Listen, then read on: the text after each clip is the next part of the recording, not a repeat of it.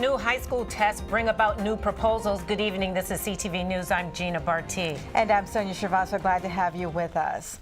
The State Board of Education took action on an issue that has drawn a bit of concern from parents. Some were worried students weren't prepared for the state-mandated PARCC test, also known as the Partnership for Assessment of Readiness for College and Careers. But today the board voted to revise the regulations for making the exam, making it a requirement for the 2016-2017 school year. If we are saying that even under the college and career ready standards, that there's the PARCC assessment, and then there's an alternative that basically confirms that the students have shown mastery of the material, we really do need to take a disciplined approach to evaluating what the limits are for federal reporting, because it sounds like if we're saying a student has passed by an alternative method, they've passed. Board members say the change would give students and administrators more time to transition and address any challenges they would face. The PARCC assessment should be a significantly better measurement because it's more aligned to how students learn and think in 2015 because it's computer-based. It allows for much more complex responses than just fill in the bubble, and that's what we've had in the past. And if you look at all the professions, most all of the major assessments for professionals have gone to online systems. And that's what we should prepare students for their future and what they're going to face. Whether you get a driver's license, you get a nursing license, you take different professional assessments, those are all online. And that's what students know and understand and what we should be preparing them for the future. A public hearing will be held on the new regulations early next year. Then the board is expected to take a final vote on them sometime in the spring.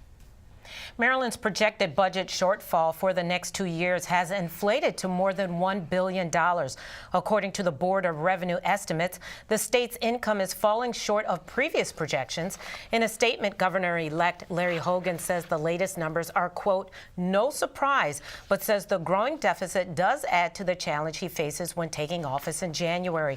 Comptroller Peter Franchot, a member of the board, reports that revenue is expected to fall by around $123 million this fiscal year, which ends in June. The following year, he says the board predicts the state's income will be nearly $150 million lower than expected.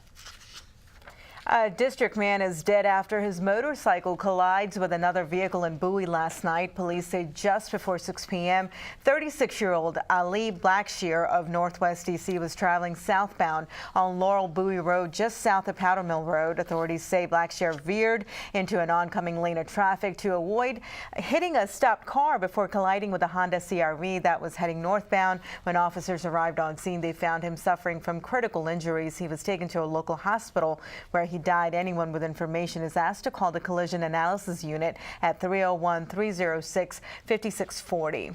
Well, meantime, we have an update for you on the man arrested after he carjacked an ambulance and caused a fatal collision in Greenbelt. Sebastian Isaacson of Silver Springs suffered serious injuries, but is now out of the hospital and in jail.